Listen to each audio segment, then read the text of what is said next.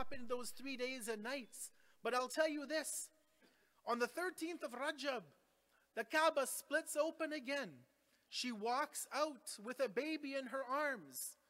And when people asked her what happened, she shared some of the secrets, which I'll share with you tonight. She says that I went into the Kaaba, and she says that I am more blessed than Maryam, the niece of Zachariah. Why? Because when Maryam was in difficulty and she went to the sanctuary, she was told, "Ya Maryam, this is a house of worship. This is not a house to deliver your child. Leave from here." And so Maryam went to, as the Quran says, Makanan Sharqiyya, an eastern remote location. Fatima bint Asad says, I am better than her because when I was about to deliver, Allah welcomed me into the Kaaba and I was fed with the fruit of Jannah and I ate the fruits of paradise. And so she comes out of the Kaaba and she says that I was fed the food of heaven and I heard a caller say, name this boy Ali.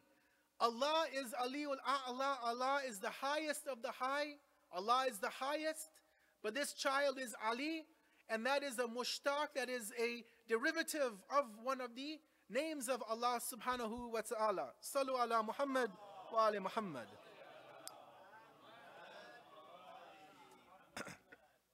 So Ali alayhi salam, the one who we are here to celebrate his birth tonight, a man who has no parallels in the history of humanity, a man who Rasulullah has glorified. When Rasulullah would say, for example, Zayyinu majalisakum bi dhikri Ali ibn Abi Talib, beautify your gatherings with the remembrance of Ali. As the hadith above me says, looking at the face of Ali is ibadah. The Kaaba, to look at the Kaaba when you go for Hajj or Umrah, to look at the Kaaba is ibadah.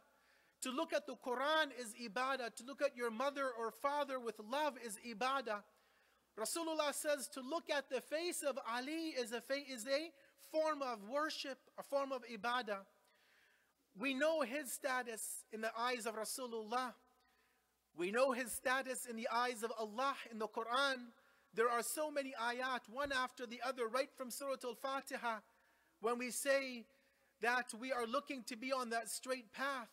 That is the path of Ali and the family of Ali alayhimus salatu wassalam. Allahumma salli ala Muhammad wa ali Muhammad. And until the end of the Quran, Ali alayhi salam is so prevalent in multiple verses that scholars of all persuasions of Islam have written multi-volumes explaining verses of the Quran and how they relate to Ali and the family of Ali alayhi salam. I'll give you just one last piece of his greatness before I go to my theme for tonight. Ali alayhi salam, we know him as a man of multiple aspects. You know, he's not just a single, a person who can look at from one angle. You know, there's certain people in society, if they're lecturers, they're great at lecturing. They can captivate an audience for hours on end. There are some scholars in English, in Arabic, in other languages, they can give a 2-hour lecture and you wouldn't even feel tired. But then you ask them to write a book and they can't do it. There are some people you can write volumes. Some of our scholars have written hundreds of volumes of books, but they've never set foot on a mimbar to give a lecture. There are some people who are experts in philosophy. They don't know Quran. Certain people who are great at one field but aren't so great in something else. But Ali alayhi salam is not like that. If you look at husbands, obviously I talk about other than Rasulullah because he is the best of everything. Other than Rasulullah, who is the best husband? It's Amir al-Momineen. Right? When Lady Zahra, I talked about this a few weeks ago, when Lady Zahra is asked by Rasulullah about her husband, she says, he is the best husband I could have. He's the best father. Look at the children he brought up. Imam Hassan, Imam Hussein alayhimus salam. Lady Zainab, Kulthum. What kind of a father can say, I brought up children like that? No other imam can say, 2 of my children are imams. He only has that distinction. He is a warrior on the battlefield. Badr, Ohad, Khandaq, Khaybar, all of the battles. And after the death of Rasulullah, he has to fight against al-Momineen. He has to fight against people who are called as Sahaba of Rasulullah, but yet he maintains his composure. He's a lion in the battlefield, but with compassion.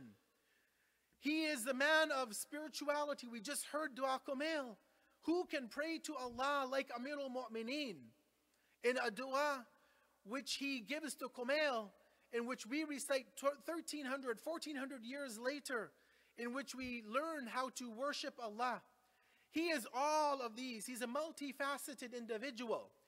But I'll say this, that even though our fourth Imam is known as Sayyid al-Sajjad, as Sayyid al-Sajideen, as the master of the worshippers, he has all of these accolades as being the greatest of people who ever worshipped Allah. One day the fourth Imam was on his prayer mat and he was worshiping Allah and he was crying profusely. And you know, the fourth Imam, he's known for prayer, for worship. We're told that when the fourth Imam died, when they went to do the ghusl, they looked at his back, and his back was full of blisters and scars. Not from the whips of Karbala, but because of the fact that every night he would go with a sack of bread on his back and walk around Medina feeding the poor. The back of the Imam was full of scars because of the bag he was carrying on his shoulders every night. A man who prayed, who worshipped Allah, who is known as the pinnacle of worship, one night he's praying in worship. And the fifth Imam, who's a young boy, comes and he sees his father crying in worship, praying to Allah with such depth and profundity. And the fifth Imam, a young boy, says to his father that he's amazed by the worship of the fourth Imam. He's amazed at the worship that his father is putting in. You know what the fourth Imam says? He cries, he lifts up his prayer mat, he has a book underneath it. He takes out the book, he begins to read the pages which describe the level of ibadah of his grandfather Amir al-Momineen. He reads and he's crying and the tears are falling on the paper. And the fourth Imam says, I'm paraphrasing it now. He says, if you think my worship is something, consider the worship of my grandfather Amir al-Momineen. What I'm doing is nothing. He was the true Zainul Abidin. He was the true one who engaged in the worship of Allah subhanahu wa ta'ala. Sallu ala Muhammad wa ala Muhammad. So tonight, as we've gathered to celebrate the birth of the greatest man in creation after Rasulullah, the one who gives you and I our identity, the one who is loved by every single Muslim today, whether they call him number 4 or number 1, he'll always be number 1 in our hearts, no matter what they say. A man whom Christians love, that multiple Christians have written books about Amir al-Momineen. George Jordak, the late deceased Lebanese Christian scholar. Many other Lebanese Christians have written multi-volumes. You know, I was reading about one such scholar, I think his name was Suleiman Qatani, Lebanese Christian. He didn't write just one book about Imam Ali, not 2, not 3. He wrote multi-books about the Amir and the Ahlul Bayt. A Christian, non-Muslim, writing about the Ahlul Bayt. And I myself sat one night and thought, I claim to be a Shia and I haven't written forget about a book, I haven't written a web page about Amir al-Momineen. But yet a Christian man can come and teach us about Amir al-Momineen. It's something for a humbling effect when you see that not only do we as Muslims love him, but he is loved by everybody out there today. The United Nations, as we know, at the time of Kofi Annan, the former head of the UN, he recommended to the Arab community, the Arab countries, that if you want to have good governance, if you want to govern with justice and with a just system, a just policy, Kofi Annan, the head of the UN, said to the Arab nations, look to Amir al-Momineen, look to Imam Ali in his letter to Malik al-Ashtar, and implement that in your countries if you want to be considered as a just government. It's a man like that we're here to celebrate his birth tonight. And tonight I want to look at the topic of connections through Imam Ali alayhi salam. How to connect to the world around us through Imam Ali. You know, when we go on vacation or we go to somebody's house, usually the very first thing that we do, before we ask, is it prayer time? Before we ask, where is the direction of Qibla? We will ask for the Wi-Fi connection. Correct or not? Right? We come to the center. Do you have free Wi-Fi at the center? We go to the hotel. We want the Wi-Fi password immediately. You know, we don't even want to open our suitcase and luggage and shower and relax. We just want to be connected.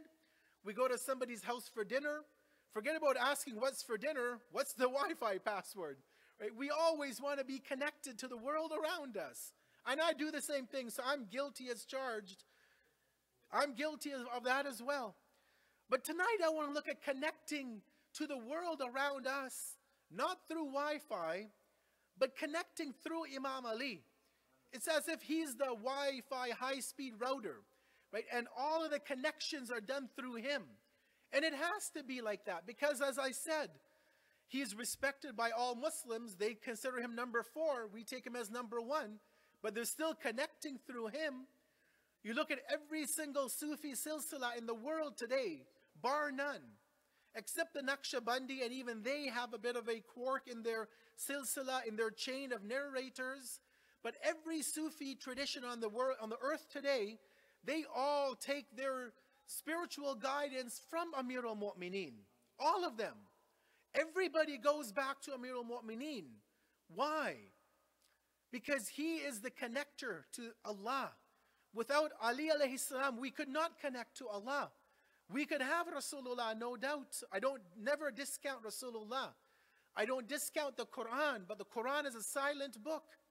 Without Ali alayhi salam there, Islam is meaningless. And you know, this is the challenge when I speak about Ali alayhi salam, because all of you are followers of Ali. But if a non-Shia were to be here, they might say, I'm an extremist. They might say, I'm extreme. And I am extreme. I am an extremist in love for Amir al-Momineen. And we all have to be extremists in our love for Ali and the family. Because really he is the only way for you and I to connect to Allah. Had it not been for Ali, we wouldn't know Allah. Had it not been for Ali, we wouldn't know how to pray to Allah. Where would we get dua kumail from? Number 1, 2, or 3? They don't give us any du'as. Without Ali, we would not know what it means to be fair in the battlefield. Without Ali, we wouldn't know what it means to be a father. Without Ali, we wouldn't know what it means to be a husband. Without Ali, we wouldn't know what it means to deal with injustice. Without Ali, we would not know anything. And so we owe it to Ali alayhi salam. Obviously, we owe it to Allah, but we owe it to Ali to learn of his message, to try and glean something from his life that we can take and we can use to establish a deeper and a more profound connection to Allah subhanahu wa ta'ala. Sallu ala Muhammad wa ali Muhammad.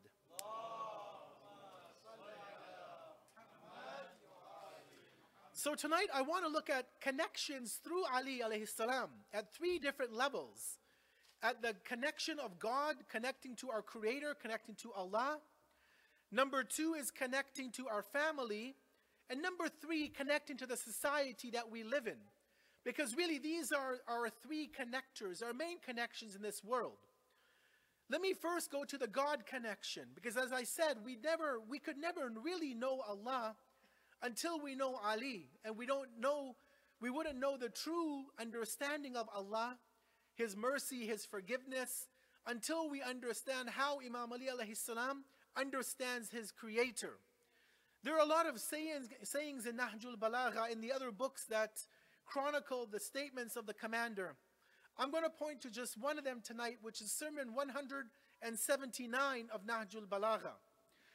179 is an interesting, it's a very lengthy sermon. I'm just going to give you the first 5 lines of the text of it to give the point for tonight on the God connection with Allah.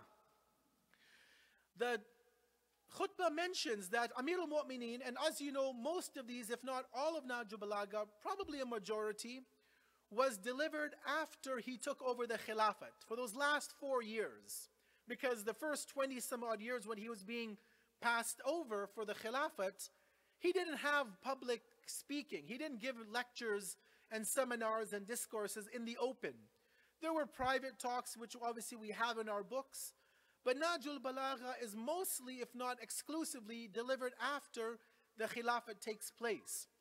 So the sermon says that he was in Masjid al-Kufa, on the mimbar, on the pulpit, giving a lecture, giving a khutbah.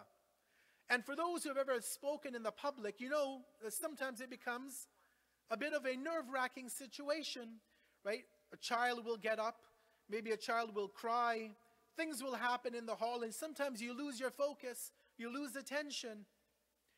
They say in this hadith that Amir al-Momineen is in Kufa on the mimbar speaking, and a man stands up from the audience. A man stands up whose name is Dhi'lib. Dhi'lib stands up, and he's referred to in this as being Dhu Lisan Baligh. He's a man of he's got power to speak. He's a very articulate individual. They say he's Shuja'ul Qalb, as how they describe him in the hadith. Very powerful, strong, eloquent, very well-known personality, it seems. In the middle of the majlis, in the middle of the gathering, this man stands up to ask Imam Ali a question. Now, again, if you've ever done any public speaking, or if you've been in a majlis, in a gathering, you know it is a bit of a challenge if people start shifting, or they're on their phone texting, or doing something on their phone while the lecture is going on. You lose your focus sometimes. But Imam Ali, he's maintaining his calm, his eloquence, and he is the man who maintains his poise at every single time. The man stands up and he says, Ya Amir al-Momineen, Hal ra'ayta rabbak? O Commander of the Faithful, have you seen your Lord? What kind of a question is that? This guy is hoping that he's a Muslim. Who can see Allah? Right? Although some Muslims today believe you can see Allah, they have a unfortunately misguided opinion. May Allah guide them. But we believe that you can't see Allah. Allah told Musa, Lan tarani, you can never see me. Lan, meaning never. Lan in Arabic, never, never, impossible. Allah tells Musa, Lan tarani, you can't see me ever. But this man says, Hal ra'ayta rabbak? Have you seen your Lord Ali, Amir al-Momineen? Amir al-Momineen, again, in the middle of a khutbah, middle of a lecture, he stops that theme, whatever it was, and he goes to reply to this man. He says, Waylak, woe be upon you. What's wrong with you? He says, Ma kuntu a'bud rabban lam ara? Do you think I would worship a Lord I can't see? Right? Imam Ali is taking it to a level where we could never even think about it, right? And he does that with everything. You read Nahjul Balagha, he takes everything to an extreme of profound understanding, right? Tells Dhi'lib, you think I worship a God I've never seen? So Dhi'lib says, Ya Amir al-Momineen, kayfa ra'ayta? How do you see your Lord? Do you use these eyes? Do you meet God on a one-to-one basis? You know, does he come down to the third heaven on a Thursday night on his donkey, like some Muslims claim? And you see Allah and you talk to Allah, na'udhu billah? Obviously not, because this man is a deep man. He says, Waylak, again, woe be upon you. What are you thinking? He says, Ya Dhi'lib, lam tarahu al-uyuna bi mushahadati al-absar, walakin ra'athu al-quluba bi haqa'iq al-iman. These eyes don't have the power to see the Lord. I don't see Allah with these physical eyes. It's not possible to witness Allah with the physical, because He is not physical. How can you see anything which is not physical? But he says, walakin, rather I've seen Allah, my Lord, with the eyes of the heart, with the haqa'iqul iman, with the true meaning of faith. Now this in itself, right, when I was looking at this hadith, what is iman? I'm not going to answer the question tonight. It's something for you and I to think about. What is iman? We all say we're mu'min. We say he's Amirul Momineen, the commander of the people who have iman. You and I put ourselves under that category of being his followers. But what is iman? Right? When the desert Arabs, when the Arab came to Rasulullah, they would say, as the Quran quotes in Surah Al-Hujurat, وَقَالُوا الْأَعْرَابِ آمَنَّا, we believe. And Allah Allah immediately says, don't say you believe, وَلَكِنْ كُولُوا أَسْلَمْنَا. Don't say you have iman yet. Just say aslamna, we have submitted to the command. So we realize a difference between iman and Islam. And when we say we are followers of Amir al-Momineen, that means we are people who have iman. But how do we get to that level where he says, I see Allah with this eyes of iman, haqa'iqul iman? What is that? Realities of iman. Again, I'm not going to go into it tonight, maybe another time. You know, it'd probably take multiple sessions to understand iman. But the point is that connection to Allah is the first thing that we learn from Amir al-Momineen. How to be connected to our Creator. Is it just 17 rakat of namaz, of the salat we pray, we get it over with, we're done? That's all. We don't do any mustahab prayers. Is it just the 30 days, or as we like to have it, the 29 days of Ramadan, because we try to steal one fast, you know, to get it over with quicker than normal? Is that all there is to iman, is fasting, praying? Right? Hadith tell us, and I'll go off on a tangent for a moment, Hadith tell us that don't judge a person's character or iman by their kathratus salat, by their plentitude of praying and fasting, because anybody can pray, right? Anybody can fast. It's not a difficult thing to do, right? But look at their qualities of their ethics, their morality. That's what a true mu'min is. It's easy to pray, and I'm not discounting the prayers. Prayers have to be there. Salat, Saum, all of these things have to be there. But iman, brothers and sisters, is something higher than just these basic things that you and I do. Again, it calls for an entire discussion, because the Quran talks about iman and the darajat, the multiple stages of iman. It's like when Rasulullah would say, between Abu Dhar and Salman, there was one difference of iman. Salman, we're told, level 10 of iman. Abu Dhar, a great sahabi, Rasulullah says that the sun has not shone on anybody more truthful than Abu Dhar. He's at level 9 of iman. But yet we're told that if Abu Dhar knew what was in the heart of Salman, he would have either killed him or called him a kafir, done takfir against Salman. Why? One degree of difference in their faith, but that one degree, whatever that means, I don't know what it means. Whatever Salman knew, Abu Dhar, he didn't have the ability to bear it. He knew secrets of al-Muhammad that we probably could never fathom. Right?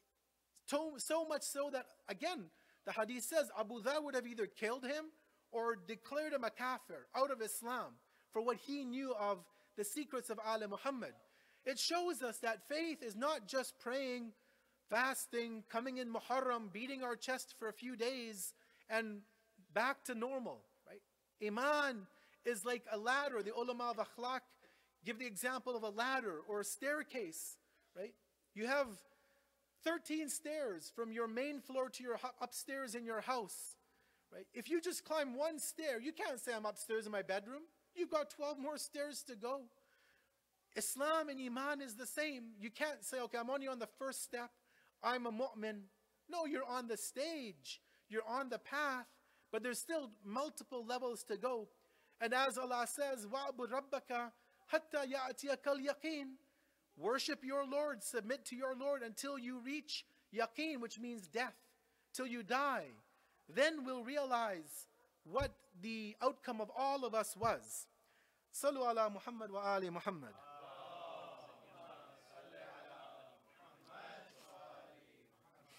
Once we connect to Allah, which is the prime connection, you know, like at home, we get to our friend's home, or we get to the McDonald's or the Tim Hortons, and we get the Wi-Fi password. The first connection is made. We've got connected to the internet. That's the connection to Allah. Once you connected to Allah, then you can connect to everything. We see that in our society today. We have so many problems in our society. Homelessness, drug abuse, alcoholism, family problems. All of these problems are there. Why? Because the God connection isn't there. They've forgotten Allah.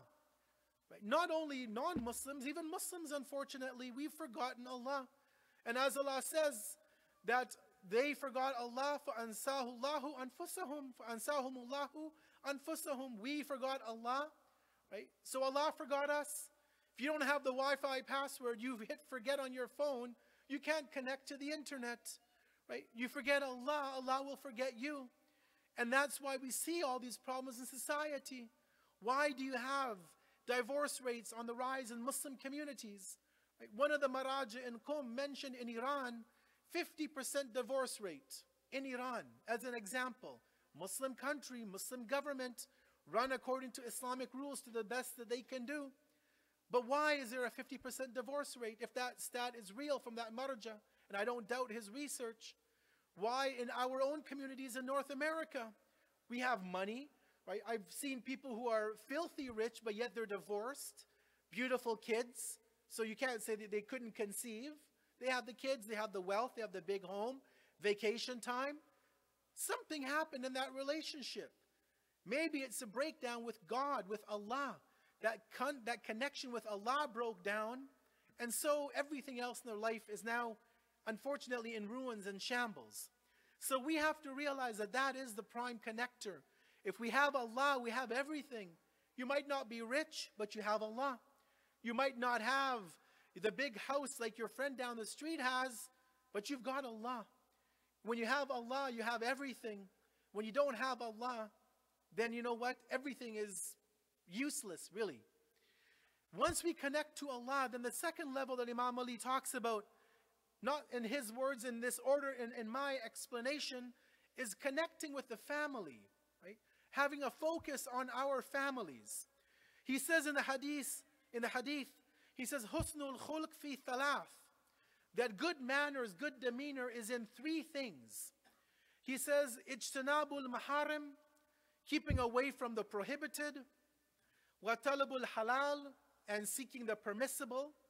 And the third one, wa tawassu'u alal iyal, being there to be generous and providing for your family. Right? Providing for the family. Family could be your spouse, your children. Obviously, that's the prime family that we know. Our parents, our siblings. You know, many times people say, where can I give my charity to? I have some sadaqah, Sheikh, I want to give to charity. Should I send it to Iraq?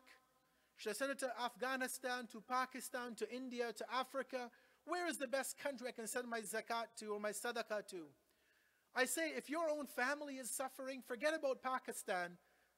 Don't worry about them. If your own brother doesn't have a job, forget about India, forget about Afghanistan, forget about Lebanon, forget about Iraq. Look at your own family. Right? Look at the Quran. Every time Allah talks about sadaqah, it's lil walidain wal akrabin. It's for the parents, it's for the family, the close members of our family. How can you help people on the other side of the world? Your own mother and father are struggling. Your own brother doesn't have a job. He can't pay rent. His business isn't doing good. And you're sending money overseas. Fine, go and do that. But realize your responsibility is at home. It's not far away. He says, spending on the family, being generous to your family. Right? There are people who will give in charity, but then they won't give their kids money. They won't take their wife on vacation. They'll go away. Every time they go away, it's with their business colleagues, with their friends. They'll go for ziyarat, they'll go for vacation. And maybe if the wife is lucky, she'll go once every couple of years on some short trip to Niagara Falls and maybe stay in a $40 a night hotel. And they'll have to even cook food because he won't even order out at a restaurant. But no, Imam Ali says, be a connected family man. Be a family that is connected to one another, right? Be generous with your family. Now, I don't mean, and I talked about this some weeks ago about extravagance. I'm not saying spend all of your money, right, and go into debt. Your wife says, I want to go to Dubai. I want to get a, stay in the 7-star hotel, the Burj Al Arab or whatever. I'm not saying go to that extreme, right? Have limits in how much you spend, right? Your kid doesn't need the new iPhone just because it came out last week, right? They don't need it. So be moderate in the spending, but be somewhat open-handed, be generous. Right? We have in hadith, obviously the hadith are at a time spoken when Friday was a holiday, it was a day off. We have Saturday, Sunday, But we can still use Friday. The hadith says when Friday comes, bring your children gifts, bring sweets at home, give them good food. Maybe give your wife one day off from cooking, take her out to a restaurant. MashaAllah, many of our community members, you have halal restaurants in town. Go and buy a shawarma. Go buy some kebabs. I'm not going to plug any restaurants, don't worry. They're all good though, they're all good. Go to all of them.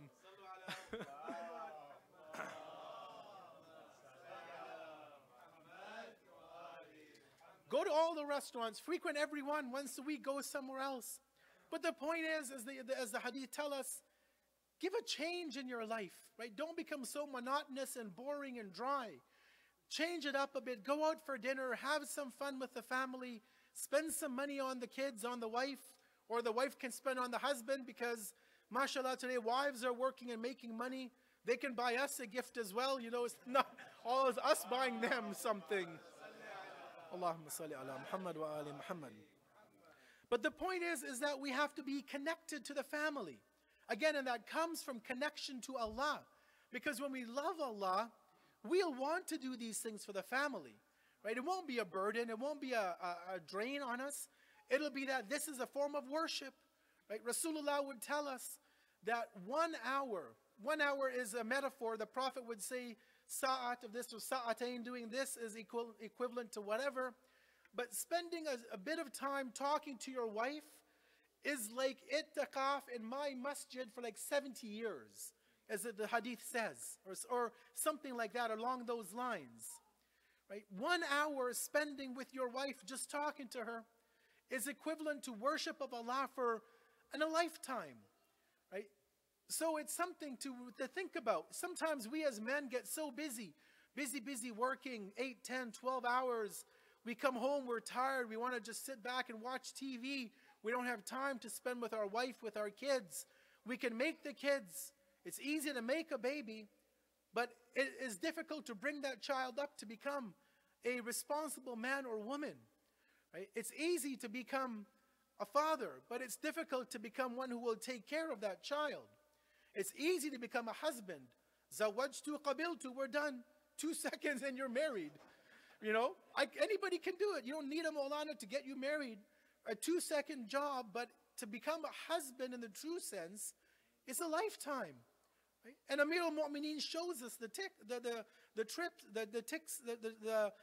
tricks to becoming a good father.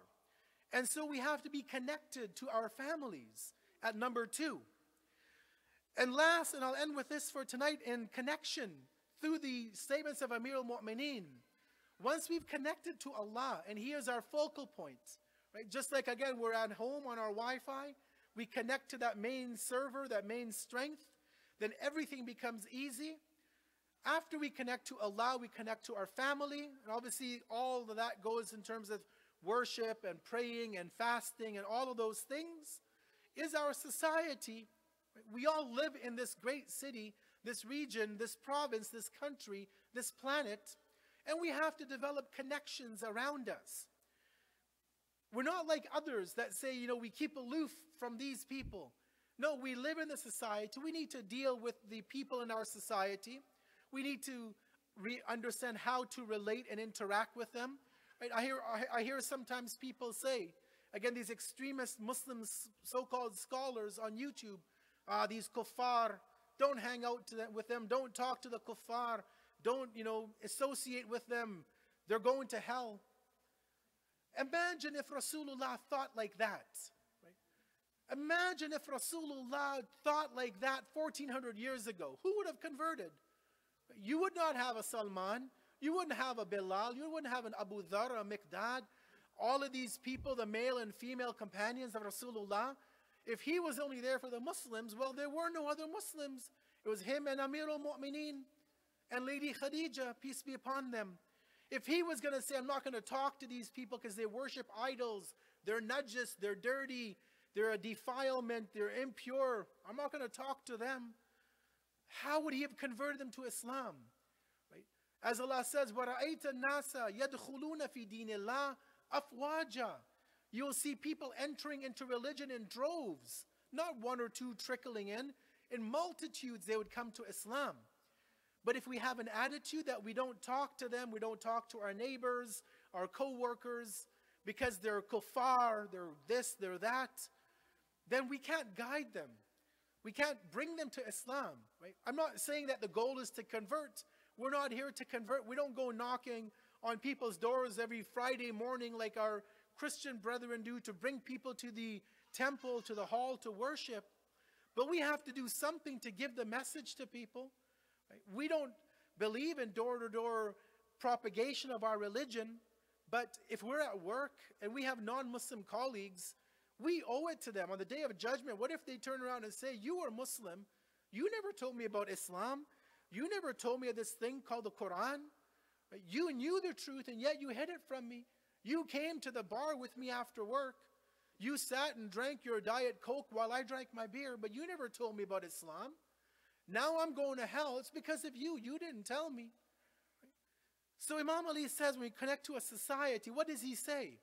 He says in the hadith, he says, أحبب لغيرك ما تحب لنفسك.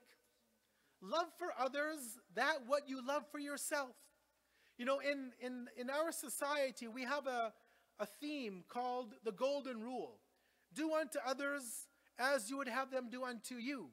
It's in a lot of the world traditions. Christianity has it. Many of the world religions, if you just Google the golden rule, you'll find a poster with multiple religions. All of them have that rule.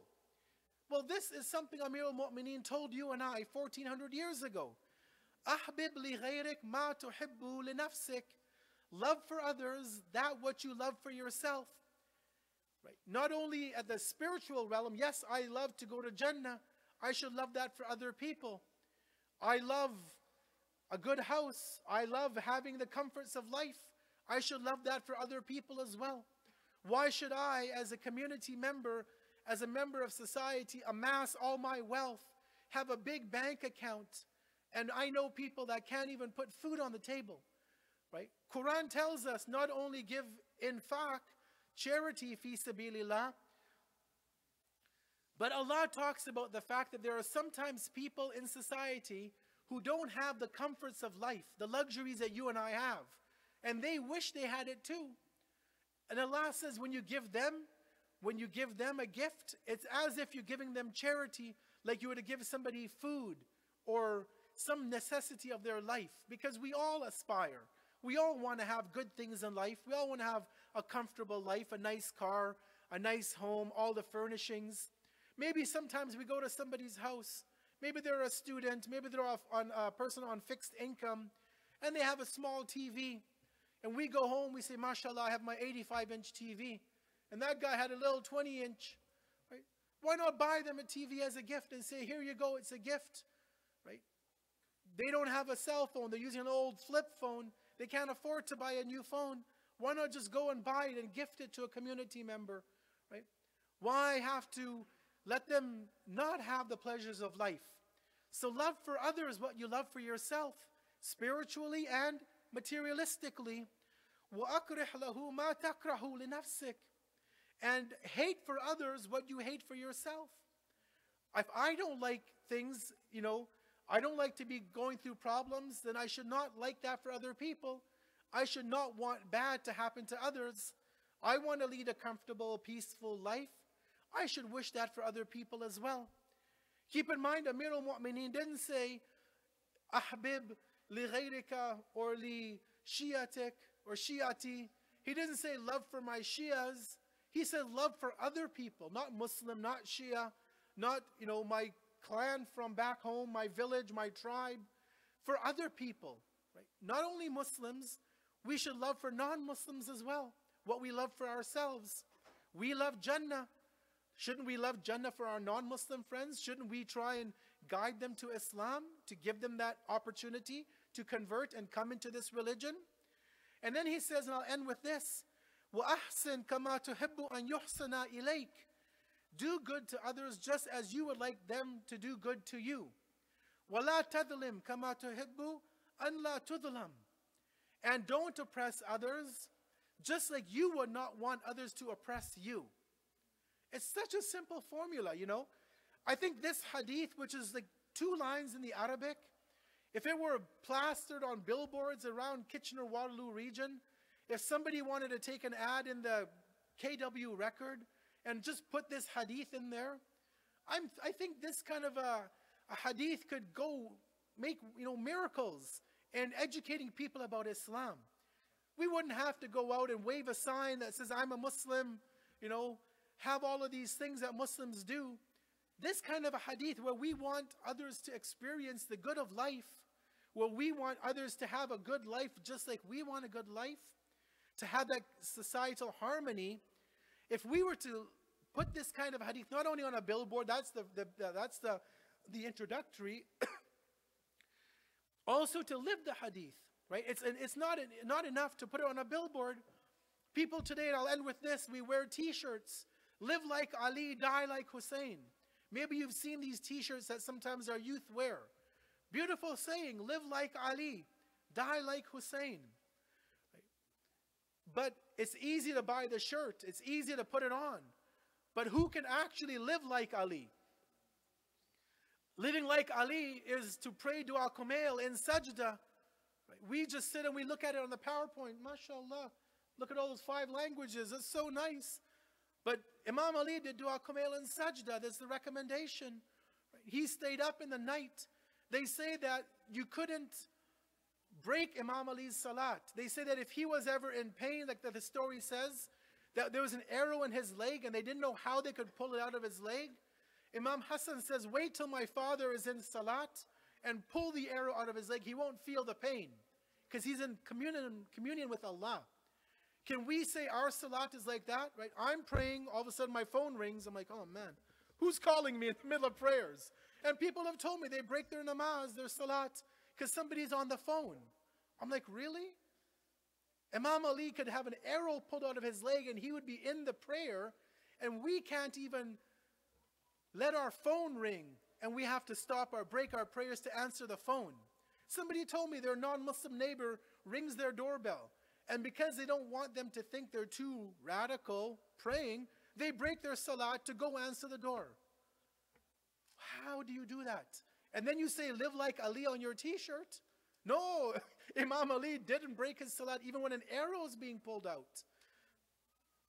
Living like Ali is not just that, it's being a complete man, a complete human being rather. Complete human in every aspect, in prayer, in worship, in family, in spending, in time, in every aspect of life is to live like Ali. And if we can learn from the life of Ali alayhi salam, then we have a right to say that we are the Shia to Ali, that we are the true followers of Ali. And if we're not at that level, it's an invitation for all of us, myself included, to reflect on that tonight when we go home and we have our cake to celebrate the birthday of Imam Ali. That what can I do personally, not pointing fingers at anybody, what can I do to make me as a Shia to Ali? How can I improve my prayers that I could be worthy of living up to the quality of worship of Imam Ali?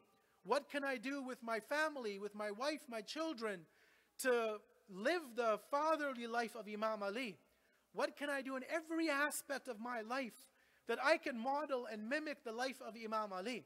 Again, this is homework for all of us, and it's not something we'll acquire overnight. Don't expect tomorrow morning you wake up and you have an epiphany and you're miraculously a new changed human being.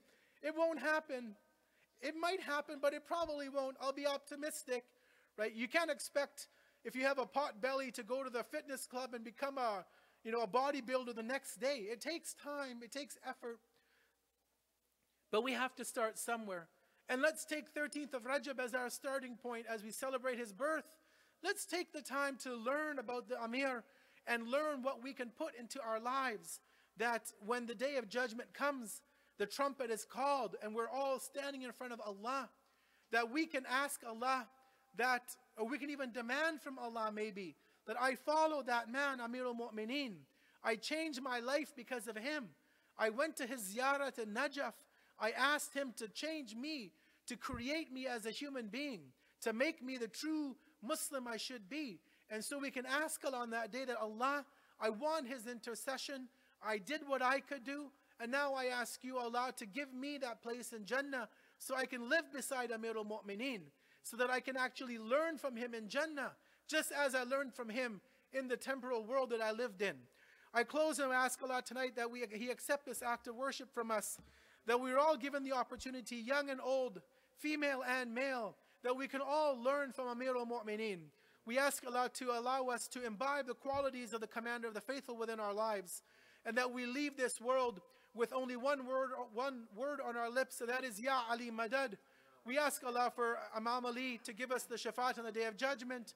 We ask Allah to protect the haram of Amir al-Mu'mineen and all of his children and of his beloved Rasulullah.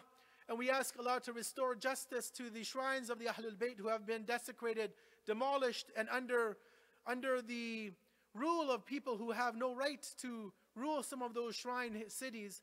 And last but not least, we ask Allah to give the thawab of this majlis tonight to all of the deceased from the time of Islam up until the end of this world, all of the shuhada who have left this world, especially the shuhada who have given their lives protecting Sayyidah Zainab's shrine, the ulama, the shuhada rather, who have given their lives to protect Iraq and the neighboring countries.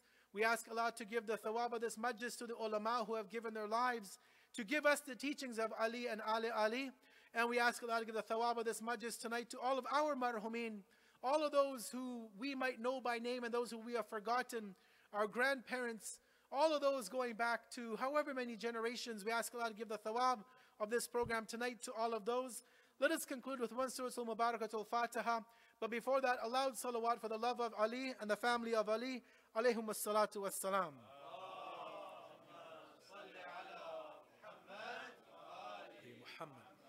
بسم الله الرحمن الرحيم الحمد لله رب العالمين الرحمن الرحيم مالك يوم الدين إياك نعبد وإياك نستعين اهدنا الصراط المستقيم صراط الذين أنعمت عليهم غير المغضوب عليهم ولا الضالين. صلوا على محمد وآل محمد. صلوا على Alhamdulillah, we take this moment, inshallah, to thank our respected dear Sheikh Saleem Bhimji, and Alhamdulillah, Sheikh Shafiq as well, for these constant reminders that we have over a week or during these events, and that makes us reflect and say, Alhamdulillah, alladhi hadana li hadha, wa ma kunna linahtadiya lawla an hadana Allah, that indeed it's the praise of Allah that if He hadn't guided us to this path, that we would never have found this path. And Alhamdulillah, alladhi that we have been tamassuk to the wilayah of Amir al-Mu'mineen. Alhamdulillah, alladhi ja'alana min al-mutamassikeen bi wilayat Amir al-Mu'mineen alayhi salam. Inshallah, we'll conclude this beautiful gathering with the recitation of Ziyarat of Amin Allah. Inshallah, loud salawat Muhammad wa ali Muhammad.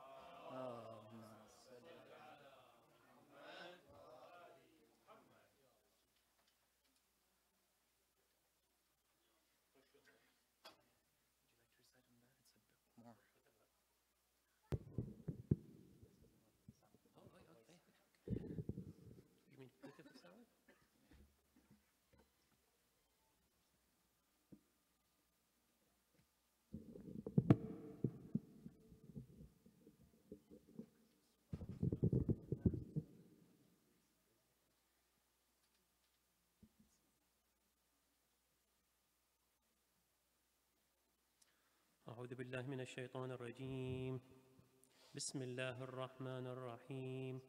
اللهم صل على محمد وآل محمد.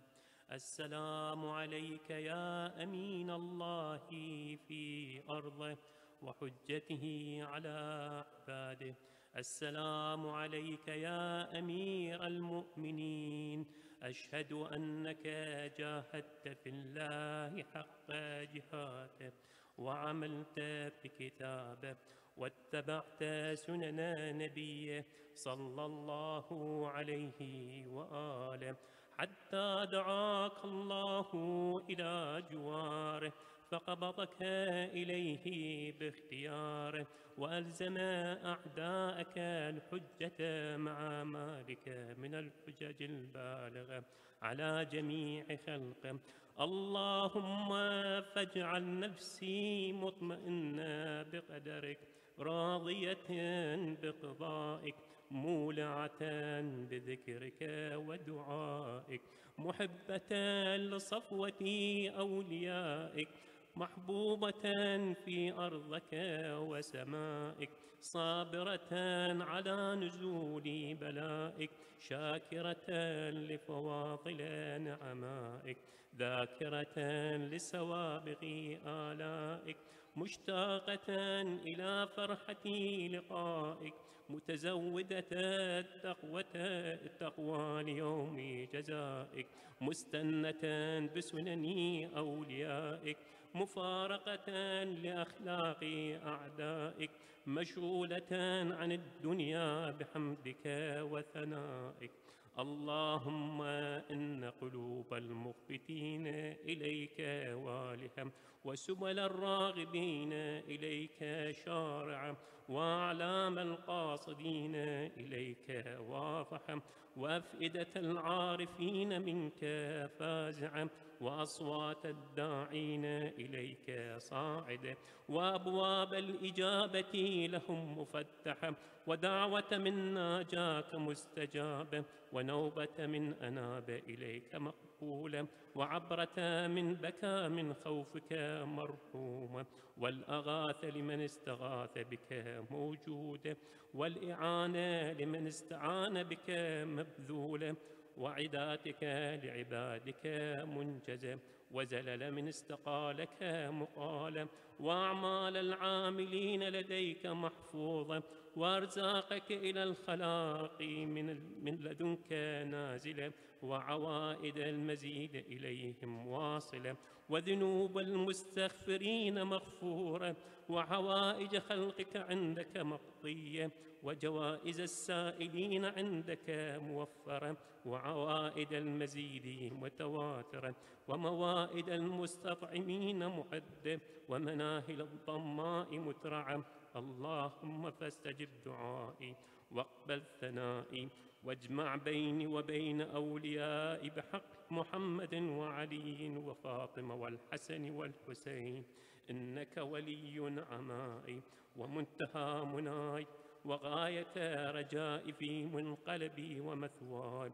أنت إلهي وسيدي ومولاي، اغفر لأوليائنا وكف عنا أعدائنا، واشغلهم عن أذانا، واظهر كلمة الحق واجعلها العليا، وادحض كلمة الباطل واجعلها السفلى، إنك على كل شيء قدير. اللهم صل على محمد آل محمد.